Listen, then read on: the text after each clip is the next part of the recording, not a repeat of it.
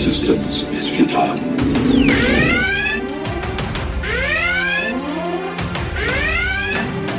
Boldly going where no show has gone before.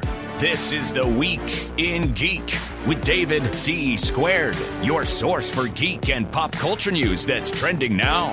Broadcasting from the Gregory Ricks & Associates Wealth Management Studios, here's D. Squared. Greetings, people of Earth. This is The Week in Geek, your source for geek and pop culture news that's trending now. I'm your host, D. Squared. All right, let me lay out the show for you real quick. The Super Bowl is going on right now, so newsflash, I'm not really here in the studio. But I have a great show in store for you. We got our boy Skungy with his pick of the week, and we're going to be talking about the Microsoft debacle with trying to raise the prices on Xbox Live. And then we'll be joined by Dan Frey, author of The Future Is Yours. It's coming out this Tuesday, February 9th. He and I dig into what the book is all about. It's got a little time-traveling theme, but it's a technology, and it's in the epistolary form, which is like correspondence. But also, his book is now going to be an HBO Max series, or they're working on making it an HBO Max series. And we get into what Hollywood does and about reboots and just the laziness of Hollywood in general. And then we wrap up tonight's show with Don McLean, songwriter in the Songwriting Hall of Fame, the creator of American Pie. It is the 50th anniversary of American Pie this year. Let that sink in. Bye-bye, Miss American Pie is 50 years old. We'll talk with Don. Don goes on a bit of a rampage. Let me just say this. I thought the interview was going to go sideways on me when he goes, well, you know, the media just wants to talk about American Pie. Well, it is the 50th anniversary, Don, okay? So we're kind of talking about that. But he goes off on this tangent about what lyrics mean, and you're going to want to stick around for that. So our boy Skungy with his pick of the week. Dan Frey, The Future Is Yours, and Don McLean right here on The Week in Geek on News Talk 99.5 WRNO.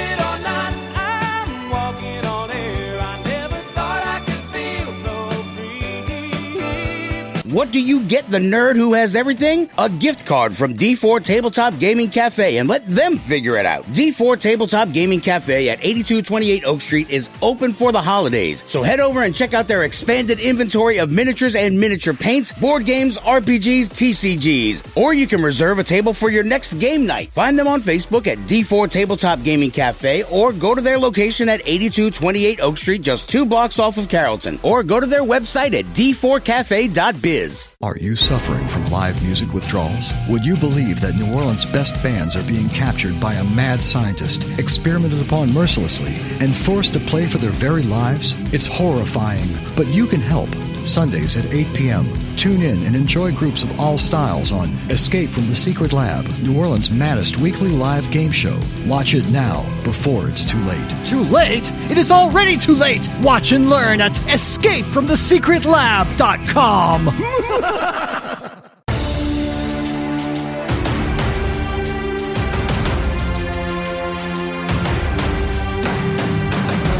Hello, wonderful friends. It is I, Starfire of Tamaran, here to tell you you are listening to The Week in Geek on the radio. This is the radio, yes? You bet your sweet patootie it is, Starfire. Welcome back into The Week in Geek, your source for geek and pop culture news that's trending now. I'm your host, D Squared. Now, as always, I want to strongly urge you to check out the Facebook page, facebook.com/The Week in Geek. Check out our website at twigradio.com. Follow us on Twitter at twigradio, and the Instagram's The Week in Geek. Hey, Skungy, how can people listen to this show? Well, if you missed any of part of tonight's show, or you want to hear your favorite part again, you can always find us on Spreaker.com, or you can download Spreaker on your smartphone or tablet. We're also on YouTube, Spotify, Spreaker, and the iHeart Radio app. I'm not even going to sing it because I can't even say it. Thank God. Skungy's Pick of the Week. I am not what you would call a handsome man. I love lamb. I love lamp. Skungy's Pick of the Week. You might be an idiot savant. Skungy, what's shaking, Bacon?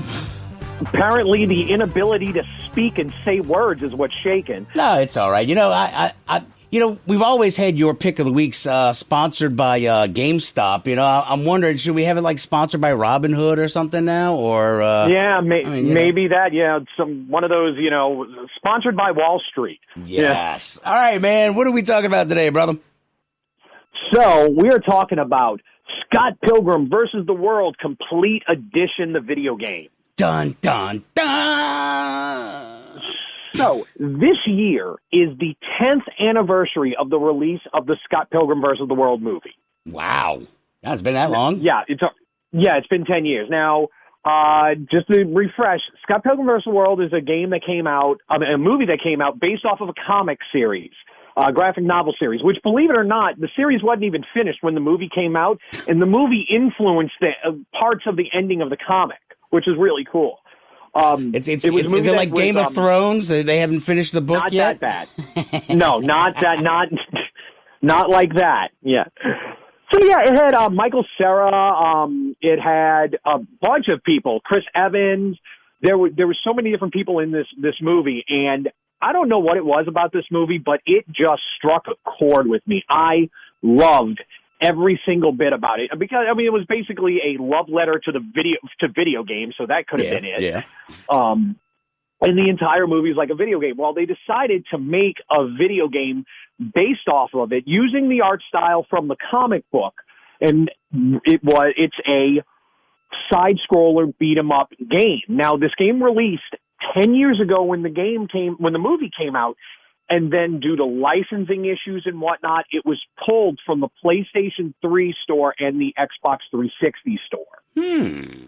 You could not. Now, if you previously owned it, if you still had it downloaded on your system, you could still play it, but you couldn't re-download it or anything like that. Okay. Well, they heard the outcry, and Ubisoft decided, you know what, we're going to fix this licensing issue, and we're going to re-release the game with all the extra content. Look at that. They heard all the gnashing of teeth and wailing and pulling of hair, and they did something. Who knew? Yeah, exactly. So this game is a love letter to the old-school side-scrolling beat-em-up games, a la like Ninja Turtles or the Dungeons & Dragons games and stuff like that. Double Dragon. But it uses some of the mechanics of a very popular cult favorite game for the regular Nintendo called River City Ransom. Okay. It played and almost looked like the Double Dragon style.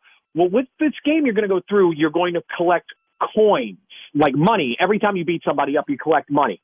And then as you go through levels, you're going to stop at shops, and you're going to buy upgrades where, hey, you can refill your health, or, hey, you're going to get stat bonuses or stuff like that. You also level up your character in this one, which will unlock more combos. You get better health, more defense, and whatnot. So it's got an RPG element to it as well. Sweet. And this game takes all the tropes of video games and basically just mashes them together. Everything, like the sound effects sound, like if you've ever played a brawler in your life, you're going to pick up this game and instantly know what to do. And that's a great thing about the design. You don't need like a long tutorial or anything like that. You're going to pick up the controller and exactly know what to do. I'm a fan of that. And it takes, you get to play as multiple different characters. You can play as like Scott Pilgrim, Ramona Flowers, Knives Cho. And it came with the extra characters. I think Knives and Wallace were not available in the original game, and they added them into this one. So you're getting some bonus stuff. It's tough. You can play the entire game co-op too, like two-player co-op. Like online or couch co-op? Both. Oh, okay. Sweet. And it's tough. I mean, like those old school brawlers were. I mean, it's got that feel of a quarter muncher from the 80s. I mean, I don't know how many times how much money I spent on the Turtles machine trying to beat it. Yeah, let's not talk about that. Keep going. Well, this game is going to be tough. So, but thank God for continues and whatnot. And so you don't have to worry about dropping quarters on it anymore. But this is just such a rich fun, nostalgic experience of that throwback, everything, like I said, from the graphic design of the game. And if you're a fan of the comic or the movies, you're going to see stuff in it that goes throwback to the movies and the comic. And it goes right along with it. It feels like this was taken, and a lot of times IPs don't get the love that they deserve. And this one gets everything. I mean, every attention to detail. And the fact that Ubisoft came out 10 years later and said, you know what, 10th anniversary, we're going to give it to you.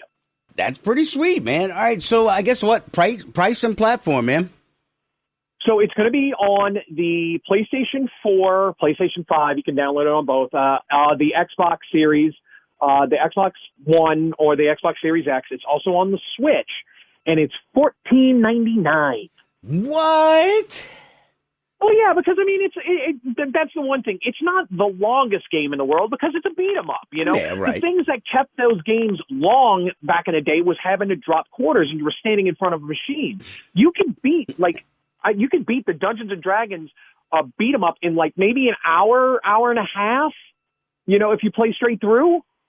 It's been a while, but I would always keep trying to find those stupid little secret doors, like when you got into the dungeon and you could keep going in those doors. I would keep doing that. And then that would cost me more money in the long run because I'd keep dying in the treasure rooms. True. God, those games are so hard. I know, right? So price and platform is covered. Now, there's, I guess, speaking of prices and platforms, let's talk about Microsoft, man. Refresh everybody's memories about the whole situation. Okay, so a couple of weeks ago, Microsoft decided in their infinite wisdom that, you know what, we think that maybe people are not paying enough money for Xbox Live. Now, Xbox Live has traditionally been $59.99 a year, and that will get you the ability to play online with your friends. It gets you discounts on digital content in the store on certain stuff, and then they have their games with Gold, where every month there are 4 games that are available to download for you to keep. 2 of them on the Xbox One, 2 of them that were 360 games. So yes. 4 games throughout the month. And you get to keep those even if you're no longer a Gold member. That is awesome. That's always cool. They've been pushing more and more for you to get the ultimate, which is Xbox Live and Game Pass. Now, I've talked about Game Pass ad nauseum. I think it's a fantastic deal. It's worth it. You save money because you don't have to pay for some of these first-run games and whatnot, and you get to download over 100 games and play them.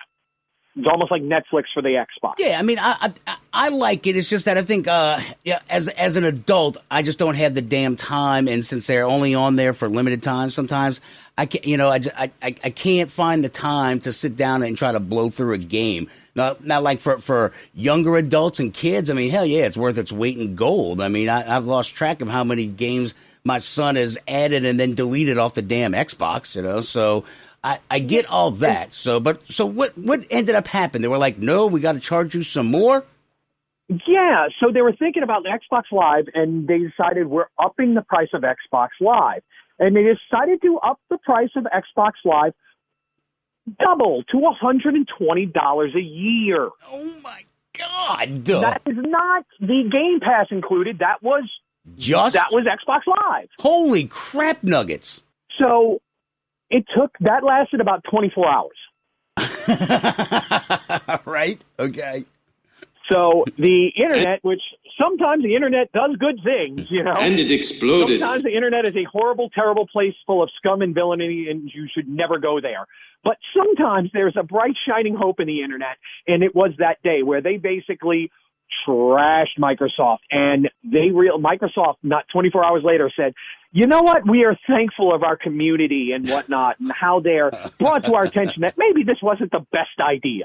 I mean, that's the thing is that honestly, there were times where even the $60, I was like, man, y'all suck. I have to buy it just so. I'm like, here's what ended up happening. I remember bringing this up on the air with you when they first sort of made the change with with the pass and all that stuff. Was that I bought Xbox Live again because I'd let it lapse, so I wasn't, it wasn't that big of a deal, but I was playing Fortnite with Dean again, and so I needed it for that, and I bought the whole year because it was cheaper, but then they were rolling out the Battle Pass and all the other stuff where it's just like, I was concerned that I was going to get shafted for the rest of the year and have to buy this new thing. So now it's just kind of staying the same. When are they getting rid of Xbox Live? That's They're not getting rid of Xbox Live. It's staying there. It's just they were trying to maybe flip, let's try to make a little bit more money because Xbox Live is so popular. But in doing this, Microsoft fixed a flaw in their servers with this. They made the announcement also. They're like, we're sorry. We made the mistake on doing this. And for that, we are going to be like everybody else, and you are no longer required to have an Xbox Live membership to play Fortnite. Nice! That is awesome! That is awesome! So that's huge news because yeah, no other server do you need to do it for except for Microsoft. So that, they're like, man, we messed up. Let's fix this. Well, you know what? Is it still kind of keeping that ongoing fight? How, Epic Games decided to stand up to Apple and all that stuff? Is that still going on where they're fighting with Apple and everything? There's still Apple's always, but Apple's like the conglomerate, that evil, Yeah, right. Big brother type thing, it feels. But the news there hasn't been a lot of news about it as of lately. So Fortnite won with the prices for their cards and their battle passes, everything, like 10,000 V-Bucks. Yeah, I mean, it's still only $7.99. Yeah. It's not $10. No, I love that. Yeah, that made Christmas a little more tolerable for me this year. So, all right, so now everything's just back to normal. They're giving us free Fortnite without having to pay for Xbox Live. But so what happens next, man? What's going on next? I don't know. I mean, it's kind of like the question is, what were they trying to accomplish with this? Where were they trying to go? But like I said, they've been trying to push the fact of Ultimate for the longest time. I'm thinking that maybe they were doing that price to try to get people to stop using just Xbox Live and move over to Game Pass Ultimate. That's the only thing that I can think of. Because it still would be cheaper it would be cheaper than $120 a year if you did Ultimate. Right, but that's just to price it out for that. That's kind of a jerk move. So the Game Pass is how much though again? So Game Pass is $10 a month if you want to do So Xbox Live is $10 a month. So if you do Game Pass Ultimate, it's $14 a month. Okay. So it's $5 more, and you still get Live, but then you get the Game Pass. So that's the kind of thing. It's like, I think that's what they were going for. They were trying to outprice the single so you would take the bundle. Gotcha. Well, all right. Well, at least they listen to the free market. See, the free market always wins, man. It always wins. Absolutely. All right, Skungy, get out of here. I'm not going to fire you this week. You survive another week. All right, coming up next, Dan Frey, the author of The Future Is Yours, comes out this Tuesday, February 9th. It's also been optioned by HBO Max. So we're going to talk to Dan Frey next. The Future Is Yours. It's like this weird new take on time travel, but not really. They build a computer that sees a year into the future. So I want to say hilarity ensues, but not. It's more apocalypse ensues. Coming up next, Dan Frey, right here on The Week in Geek on News Talk 99.5 WRNO. Meet George Jetson. Pro Se Productions is a leading independent publisher on the cutting edge of new pulp and genre fiction today. At Pro Se Productions, you'll find fiction featuring fast-paced action and adventure, larger-than-life protagonists, over-the-top characters, and tight yet extravagant plots. Pro Se specializes in prose books, anthologies, audiobooks, and more. Go to prose-press.com to find our monthly release schedule and more info about our great titles. Pro Se Productions is your first-rate publisher of new pulp fiction today. Box tea again? Why don't you try the tea blends from the Viridian Tea Company? They sell blends that are guaranteed to make you think outside the box. With blends like Quantum Mechanics, Caligula's Herbal Nerve Tonic, and Manta Ray Dreaming, your tea experience will be out of this world. Look for the blends at Tubby & Coos Mid-City Bookshop at 432 North Anthony Street or online at Etsy at the Viridian Tea Company. So put down the box and order some tea from the Viridian Tea Company today. Sincerely, your taste buds.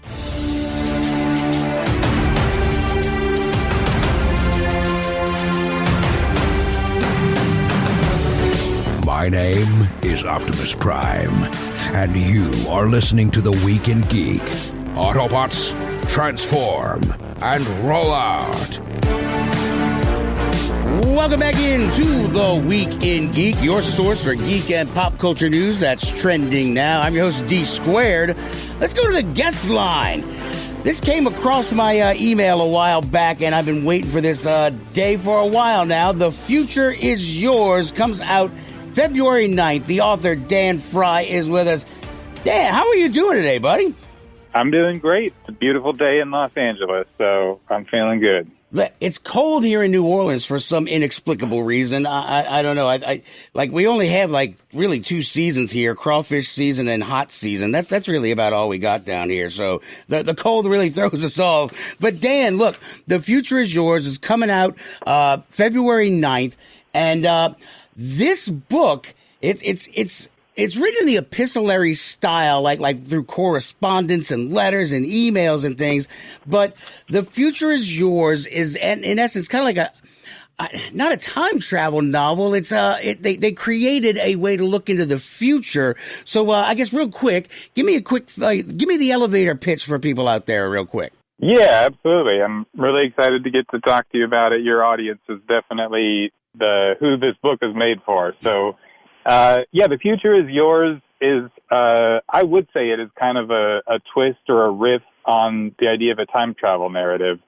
And it's basically about these 2 best friends from college named Ben and Adi, who kind of join forces a few years after they've graduated when they're lost and broke in Silicon Valley. And they invent this new technology, which is essentially a personal computer that can connect with itself 1 year into the future, so they can go online and read the news and listen to music and everything from 1 year ahead. And they decide to deliver this technology to the masses and market this product. And it becomes kind of a startup story, almost like The Social Network, but with this kind of high concept sci-fi twist. And of course, as they start building out their company and raising money, everything starts going wrong, and it threatens to destroy the entire world. So it's sort of a dreams come true, rags to riches story that then becomes a nightmare in a way and unravels their friendship and tanks the stock market and, might foretell the apocalypse in the process. Dan Frey, author of The Future Is Yours, comes out February 9th. Look, it's almost as if everybody got a copy of the Gray's Sports Almanac, right? And they can all kind of, go to the track and bet their favorite horses and win.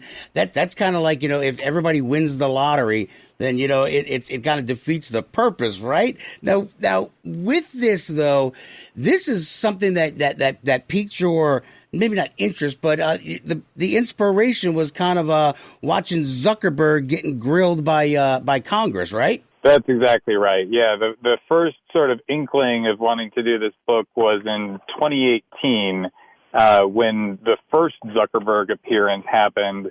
And watching that, I was really, just struck by a few things, as a lot of people were.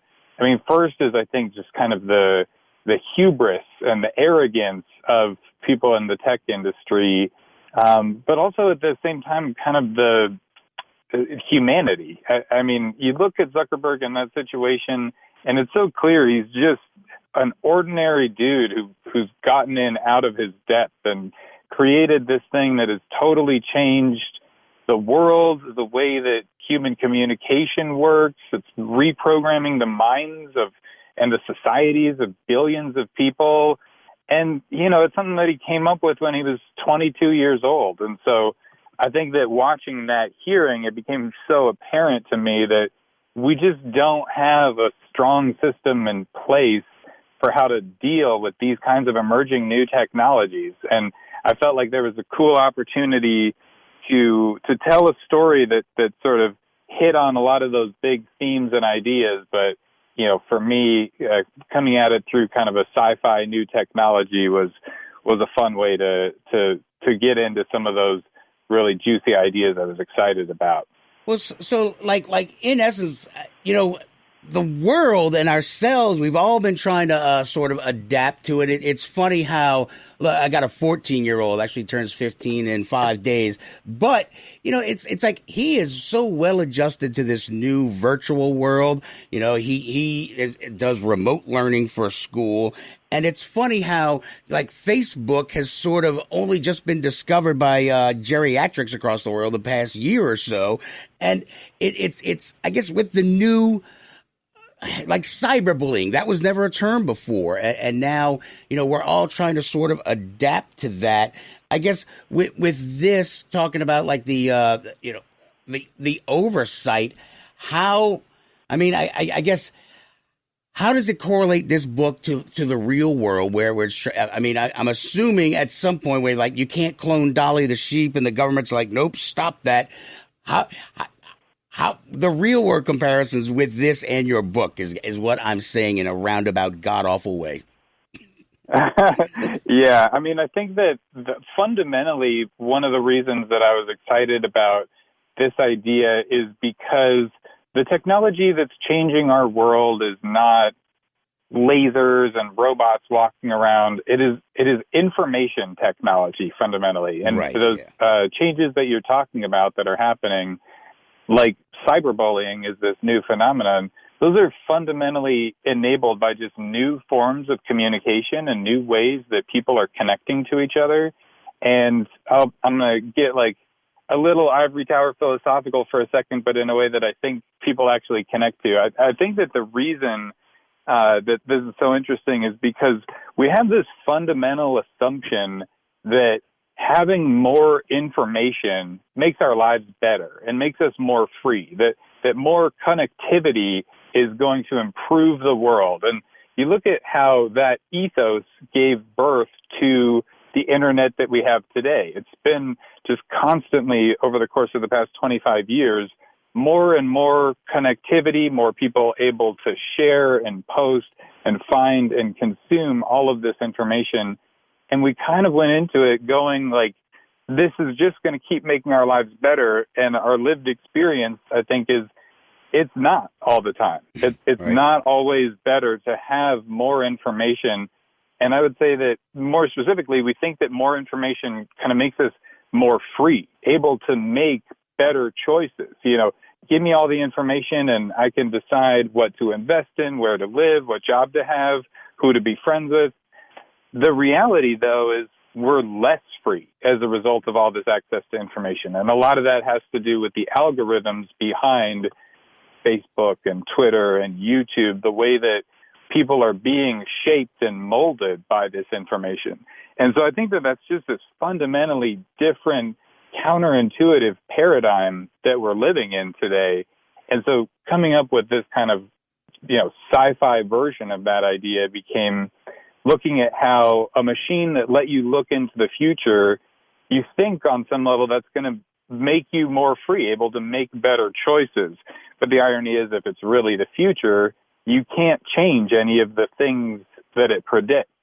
And so it's sort of this sci-fi way of commenting on the paradigm that we're living in today, where we all feel so manipulated and controlled by our technology. And, I think that we've seen things happening in the real world that are significant consequences of that paradigm as well. We're visiting with Dan Frey, author of The Future Is Yours, out February 9th. Yeah, look, we don't really deal with a whole lot of politics here, but, with this, with being able to see into the future, and you're talking about information, a lot of times it seems like, people go not really to go look for the information, but validation as to their opinions. And we've seen sort of how this groupthink hive mind sort of works, where it gets people to act irrationally and believe everything they see. I mean, it's like we have the world at our fingertips with information-wise, yet we choose to post pictures of cats and then just seek out things that just validate our own theories, not that, challenge our theories. And that's something where, this is what I like about science fiction. And Dan, like, a lot of times with science fiction, there's not a whole lot of science in that. You've actually sort of worked in, quantum physics with your books, with your book as well. Because there's science, kind of without giving anything away, just kind of explain to people how you worked on quantum physics with this storytelling. Yeah, so I would say I'm just like a huge science nerd myself, and so I'm always looking for what's kind of the most credible way that I can tell this story. And one of the things that I've honestly just been thinking about for 10 or 15 years came from learning an idea about quantum entanglement. And without totally, getting whiteboard crazy here, quantum particles are connected, and scientists have found that they can transmit information instantaneously between them, which means because of Einsteinian relativity, you can, and it's constantly happening, send information through time. Now, it's happening like nanoseconds back in time, but theoretically, this means that you could build a quantum computer which could, in a controlled way, send information to an earlier time. So that was one of the inspirations I've been kind of like looking for years for a story to put it in. Mm-hmm. And then when I kind of found this Silicon Valley narrative and the idea of building this product, those two things really locked together and became a cool way to explore some of these bigger themes that I wanted to deal with in terms of, how we're shaped by the information that we consume. And to the other point that you were making, I think that, it is kind of amazing to think about the way that, we're living in a time period where it should be impossible for conspiracy theories to thrive because you can go find out real information so easily. And yet, how is it the golden age of conspiracy theories? And I think fundamentally it's because the technology, even though it's a portal to truth, more than anything, like you were saying, people are using it as a portal to validate their thoughts and even more validate their feelings. And so people who are feeling disenfranchised or excluded from society or oppressed, they're out there looking for any reason to be able to explain that feeling, and they're finding it in conspiracy theories. And those are catching on and causing, real damage. You look at the storming of the Capitol, and that was born out of some really out there conspiracy theories like playing the into QAnon, our world. Right. Exactly. Yeah. QAnon is so immediately disprovable in all of its claims, and yet it's catching on like wildfire, I think, because of the way that these information platforms are serving up what people emotionally want to see more than the truth. It's astounding how many flat earthers are still out there too. It's mind boggling. It's like how can you hold on to some of those antiquated ideas? But hey, you know what? As long as they're not hurting people, but as we've seen, those things can change. Dan Frey is our guest. The Future is Yours comes out February 9th. Now, Dan, look, let's get back to this project, but you're writing a screenplay or whatever the word is for it, for HBO Max. You're making an adaptation. There's the word. So, tell me about, that work with HBO Max, bud. Yeah, I'm really excited about this, and the book kind of got circulated in Hollywood a little bit, and I've gotten the chance to attach some really amazing people to it. So there's a director on board named Anish Chaganty, who's the guy who did the movie Searching, if you saw that, or Run, which just came out on Hulu. His producing partners as well, Sev Ohanian and Natalie Kasabian, came on board. And then once they got on board, we partnered up with Matt Reeves' company. Matt Reeves, Batman, doing the new. Yeah. Exactly, yeah. Nice. And his team has been fantastic. And then, we took the project to market, and HBO Max ultimately became the buyer.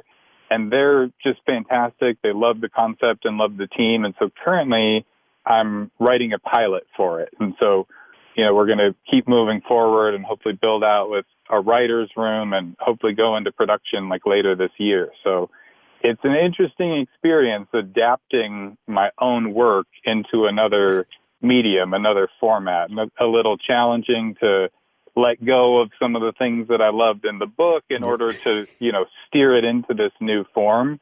But I just think that it's really going to catch on with people, and ultimately they're going to have an emotional experience watching it with the characters that we're creating that I think is going to be fantastic. But Dan, that's another question I want to ask you about the challenges in writing in the epistolary style through emails and Tumblr posts and things like that.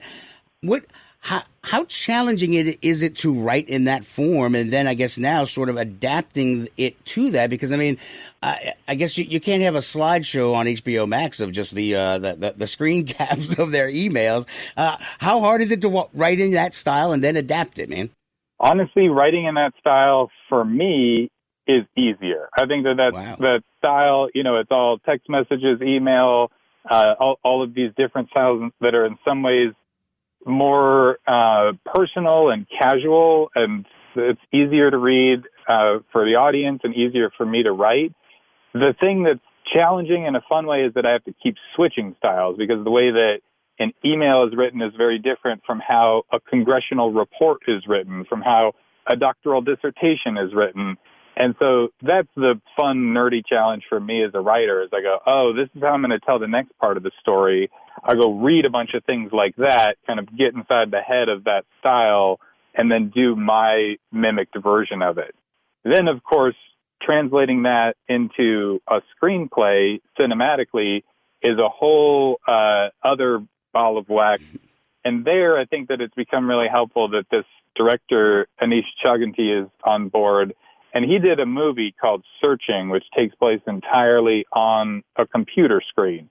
It's all website interactions and videos playing and FaceTime calls and all of these things together. And so this kind of cinematic language that he had built sort of became the perfect way to translate this book into a visual medium. And I've really latched on to what he's done, and I'm kind of expanding on that as I'm writing. Man, that's all right. Now I'm even more interested than I was before. That is Dan Frey, The Future Is Yours. Comes out Tuesday, February 9th. So, Dan, one last question. What are you working on next? What can you tell us about? What can you tease us about?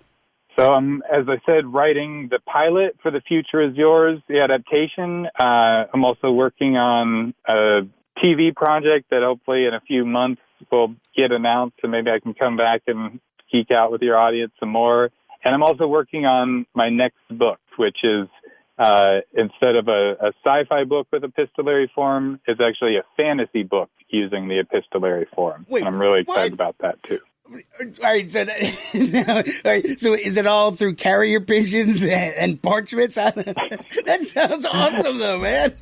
It's more sort of a contemporary fantasy in the vein of Neil Gaiman or something. Okay. So it sort of starts in our world and is bridging into the fantastical. I think it's another unique challenge. That's always what I'm looking for, and I think it's going to be really cool. That's awesome. Now I just want to see a medieval epistolary. It's just my lord, a raven has arrived, good sir. Just be fun. Well, the first epistolary is probably Dracula, yes. And that is very much in kind of an old-timey Victorian style, so doable. Man, I tell you what, when I first saw this come across, I'm just like, it was just such a new idea, and it's one of the things I constantly bitch about on the air is just reboots and just, there's so many new things out there, and yet we get the 23rd iteration of, I don't know, just the Three Musketeers, all those things, it's why? I just read that they were going to reboot the Wonder Years. I'm like, why reboot it? I'm a fan of the revivals. Yeah. The revivals is cool, when you're bringing back the original cast and stuff. I mean, geez, Cobra Kai, dude. Freaking love that show. I know. But, it's not a reboot or anything like that. It's like a continuation. I don't know. It's a pet peeve of mine where there's so much new stuff coming out with just books and comic books, and yet they keep going back to the same well and just giving us the same worn out tripe and tropes and everything like that, man. I know, and and whenever there's like one that does well, that makes them do 10 more, even though most of them, people aren't interested. I think people are hungry for new stuff and new stories, and it's really just, I think, lazy to not take chances on interesting new stuff. And a lot of times, one of my favorite authors is Harry Turtledove. He does a lot of the alternative history and stuff like that. And I had him on the show like years ago, and he's written a couple of like sagas of like, an alternate history of World War II, where like World War I sort of happened on the continental U.S., basically the North versus the South. And I mean, it was like an 8-book series, and it kept getting optioned, but people were optioning it so that someone else wouldn't get it. There's these weird things that Hollywood and other big movie houses and production companies, they'll scoop up the rights to a book or something to keep the competition from getting it, and then just sit on it, because I think like you can hold it for like 5 years and things like that. And that's like that's the seedy underside of the whole Hollywood stuff. So it's like, but the stuff's there, but a lot of times they just either they choose not to do it, or people option it, and then it just sits on somebody's shelf, if it ever really gets made, So it's awesome that HBO Max is picking that up for you, man. So congratulations, dude. That's pretty awesome, man. Yeah, thanks so much. And honestly, like having some awareness of how that system works, I was just, wanted to stay involved in it as much as possible, because, it took me like a year and change to set that up. And I could have just sold an option to it from the beginning, but I was like, I want to write it. I want to produce it. Even if it's going to take a lot longer to get there, I want to be involved. So, Dan, this has been a wonderful few minutes here with you. The future is yours. Hits newsstands February 9th. Dan, where can people get more information, follow you on social media, et cetera, buddy?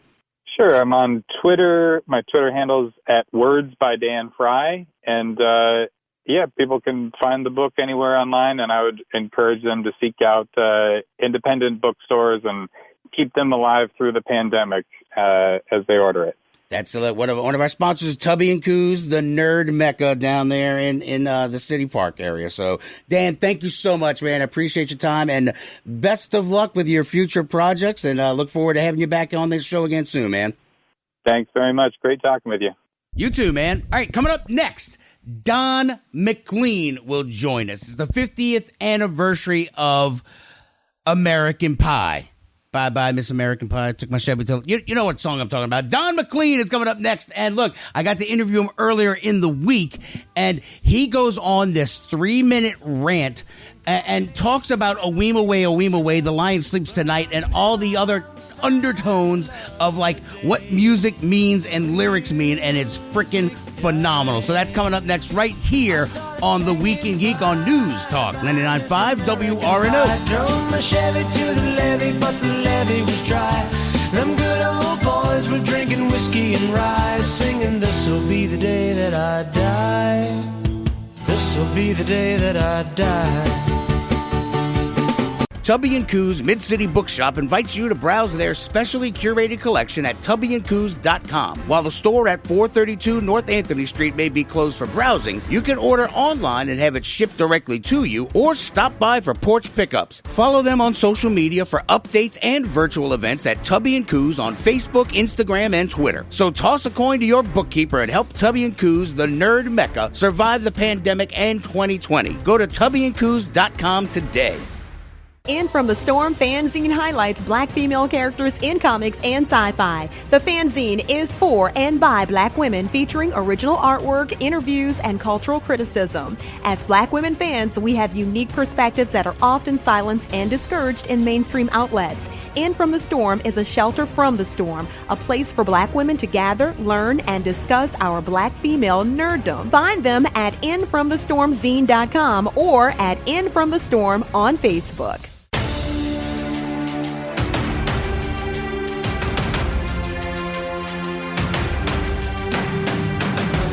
This is The Week in Geek, your source for geek and pop culture news that's trending now. Like them on Facebook and follow them on Twitter at Twig Radio. Do it! now. Welcome back into The Week in Geek, your source for geek and pop culture news that's trending now. I'm your host, D Squared. Let's go to the guest line. Songwriter in the Songwriter Hall of Fame, Don McLean joins us. And if you don't think American Pie when you hear that name, what the hell is wrong with you? Don, how are you doing today, sir? Well, great to talk to you and great to talk to New Orleans. I missed doing that big New Orleans Jazz Fest festival that you had down there because I had to fly to England to get some sort of a BBC Lifetime Achievement Award or something, but I wish I'd gone to the festival instead. Well, you know, right. I mean, I don't know when we're going to have another Jazz Fest, but it'll come back. I mean, we've got so many festivals. This is the best part about New Orleans. There's music, pretty much just literally notes flying through the air sometimes. Now, look, Don, I want to ask you right out the gate. When you first made American Pie, were you trying to dethrone Iron Butterfly with the longest song, like In-Da-Gadda-Da-Vida? Was that the plan? That was the plan, and I succeeded. So 2021 marks the 50th anniversary of American Pie. And obviously, you know, you have not just been resting on your laurels. That's why you received the Lifetime Achievement Award. But tell me what you got on the books for 2021. I guess really the first thing, the feature-length documentary, are you finally going to explain the lyrics of the song, or are you just going to keep us guessing, Don? Well, this is a different kind of documentary. It's going to be much more of something that is going to discuss my life, the life around us in America, the influence of the song. I perhaps will talk a little more about the lyrics, but I don't turn the song into a game show. That's not my thing. That's not what the song's about. But there'll be a lot of things in this documentary that will be different from any one that we've ever done before. I've had many movies made about me and my career, starting in 1969 with a movie called Till Tomorrow. So I've been documented even before I was very famous, and it's been going on for 50 years, and this is going to be another one of these, but it's going to be different, and there's going to be a lot of personal stuff in this, and I think people will find it very interesting. I hope so. And if I don't find it interesting, it's not going to come out that way. You know, it's going to come out because I'm going to find it interesting, and then I think people will. You know, I've kind of made an analogy, like your song is sort of like the Forrest Gumps of movies, because of songs, because it's just like a little snapshot of time. But you've got a stage play coming up too. What's that going to? That's going to be around like Vincent and Castles in the Air and all that as well, right? Because you obviously wrote more than one freaking song, Don. I know that.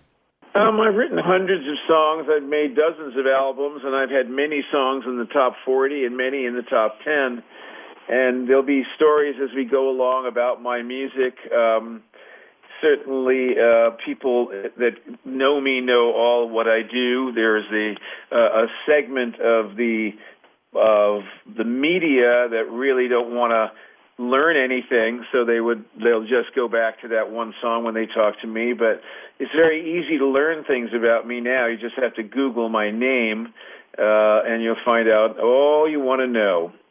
So now you're going to be re-recording the track though with Home Free. So that's already done. The video is coming out today. The audio came out 2 days ago, and they're an a cappella group, and a cappella music, I guess, is starting to take hold and become interesting to young people. So that's exciting.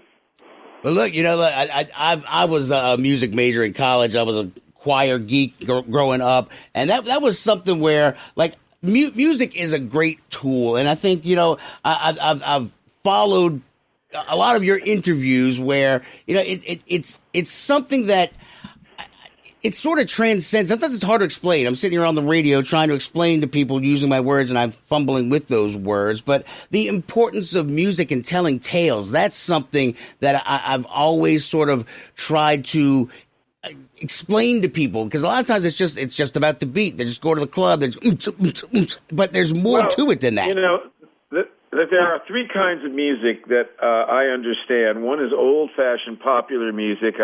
I know thousands and thousands of songs.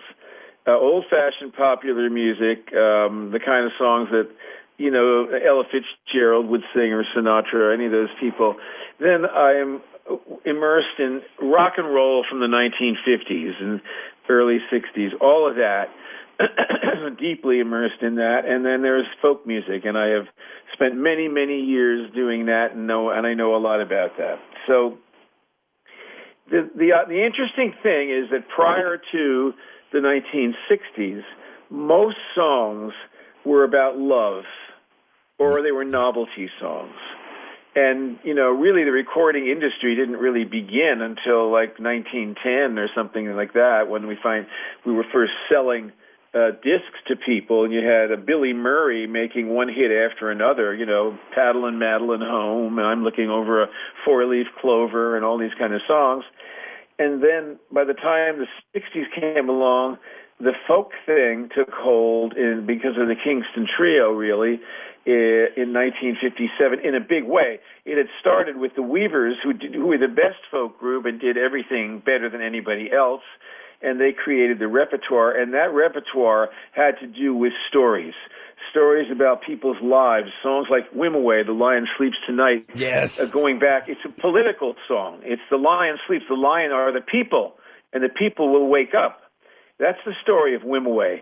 It's not just some dumb thing in, Ace Ventura. So, these were stories and ideas, and political ideas were starting to creep into pop music via the Weavers in 1948, and then the Kingston Trio came along and made playing guitars a fashion and a fever. And all my friends started taking guitar lessons, and everybody started pulling banjos and guitars out of attics, that Grandpa had, and whatnot and so forth.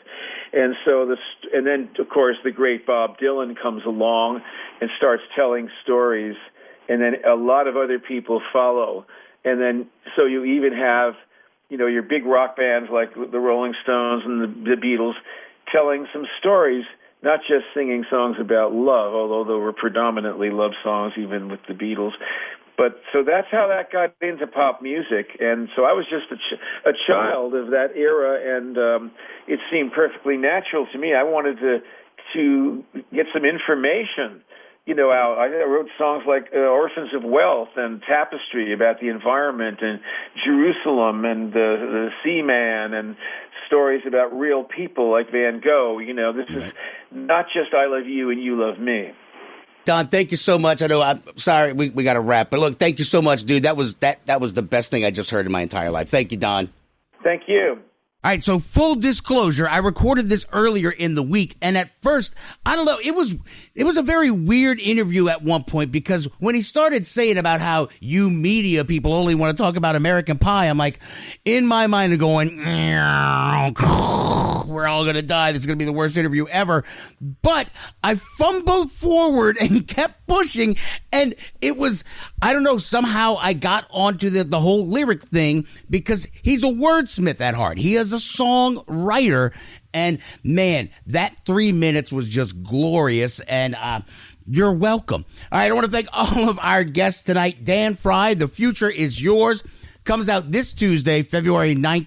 Get it wherever fine books are sold, or go check out your local, your bookseller, W&Coos, the place. And, of course, Skungy, whatever. Way to go. All right, so next week, I'm not sure what we got going on the show, but you'll want to stick around and check it out. Of course, follow us on Twitter at Twig Radio. The Instagram's The Week in Geek. Check out our website at twigradio.com.